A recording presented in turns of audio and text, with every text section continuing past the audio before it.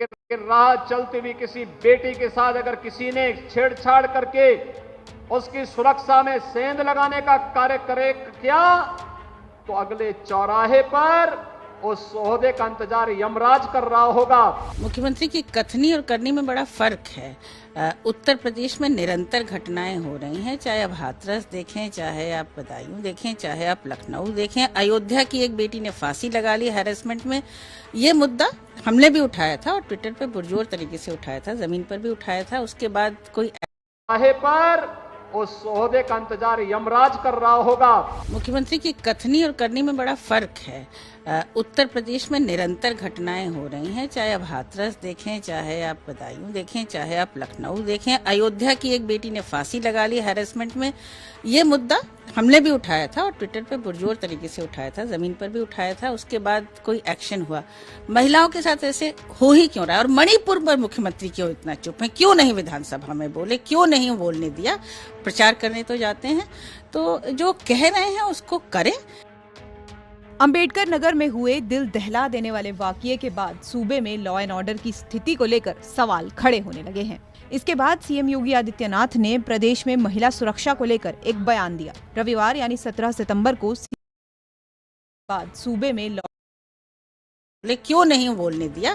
प्रचार करने तो जाते हैं, तो जो कह रहे हैं उसको करें। बेटी ने फांसी लगा ली हैरेसमेंट का कार्य करे क्या, तो अगले चौराहे पर उस ओहदे का इंतजार यमराज कर रहा होगा। मुख्यमंत्री की कथनी और करनी में बड़ा फर्क है।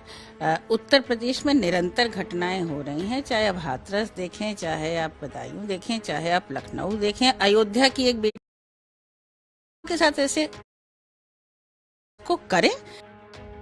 अंबेडकर नगर में हुए दिल दहला देने वाले वाकये के बाद सूबे में लॉ एंड ऑर्डर की स्थिति को लेकर सवाल खड़े होने लगे हैं। इसके बाद सीएम योगी आदित्यनाथ ने प्रदेश में महिला सुरक्षा को लेकर एक बयान दिया। रविवार यानी 17 सितंबर को सीएम योगी ने कहा कि अगर राज्य में कोई महिला उत्पीड़न जैसा अपराध करेगा तो अगले चौराहे पर यमराज उसका इंतजार कर रहे होंगे। प्रत्येक नागरिक को सुरक्षा प्रदान करेगा, लेकिन राह चलती हुई किसी बेटी के साथ अगर किसी ने छेड़छाड़ करके उसकी सुरक्षा में सेंध लगाने का कार्य करे क्या, तो अगले चौराहे पर उस ओहदे का इंतजार यमराज कर रहा होगा। उसको फिर यमराज के यहां भेजने से कोई रोक नहीं पाएगा। इस बयान के वायरल होने के बाद यूपी सरकार में मंत्री दानिश अंसारी ने इस बात का समर्थन करते हुए जो कुछ कहा वो सुनना दिलचस्प है। देखिए, निश्चित तौर पे उत्तर प्रदेश की हमारी योगी सरकार ने हमेशा उत्तर प्रदेश के लॉ एंड ऑर्डर को मजबूत करने के लिए काम किया। खास तौर पे हमारी जो बहनें हैं, महिलाएं हैं, उनको उत्तर प्रदेश में एक सुरक्षित माहौल देने का जो वादा हमारी योगी सरकार ने उनसे किया था, हम धरातल पे पूरी ईमानदारी से अपने वादे को पूरा करने के लिए काम कर रहे हैं। प्रदेश की हमारी माताएं, हमारी बहनें, इनके ऊपर कोई आंच ना आए, ये एक सुरक्षित माहौल में रहें और कोई भी जो शोहदा या कोई भी ऐसा मंचला उनकी तरफ बुरी नजर से ना देखे। ये काम उत्तर प्रदेश की योगी सरकार ने किया। हमारे मुख्यमंत्री जी ने हमेशा साफ और स्पष्ट और कड़े शब्दों में कहा है कि उत्तर प्रदेश के लॉ एंड ऑर्डर के साथ खिलवाड़ करने की इजाजत किसी को नहीं दी जाएगी, चाहे कोई भी हो। और कभी कोई गलती से भी अगर ऐसा करता है तो इतनी कड़ी और सख्त कानूनी कार्रवाई उसके ऊपर होती है कि ये एक नजीर बनता है।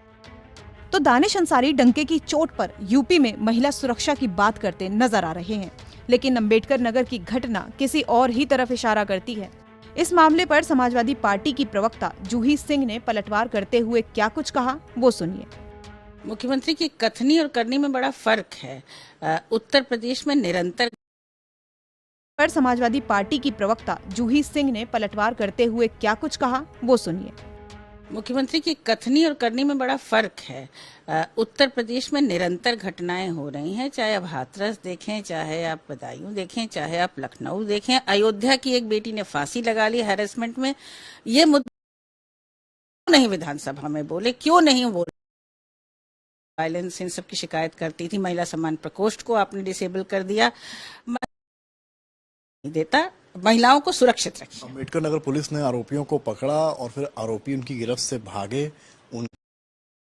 बाद आप सुविधा अनुसार एक्शन लें, ये मुख्यमंत्री को और सरकार को शोभा नहीं देता। महिलाओं को सुरक्षित रखें। अम्बेडकर नगर पुलिस ने आरोपियों को पकड़ा और फिर आरोपी उनकी गिरफ्त से भागे, उनकी ही गन लेकर और उन पर फायर किया। उसके बाद इनकाउंटर हुआ, पैर पे गोली लगी और वापस से उनको गिरफ्तार किया।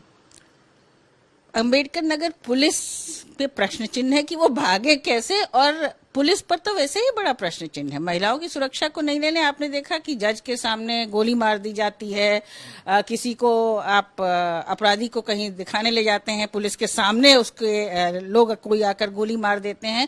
ये तो अब उत्तर प्रदेश में बड़ा प्रचलित हो गया है। और जब आप किसी घटना को हैंडल नहीं कर पाते हैं तो आप किसी पीड़ित परिवार के ऊपर, किसी के परिवार जैसे कानपुर में हुआ था, आप बुलडोजर चढ़ा देते हैं।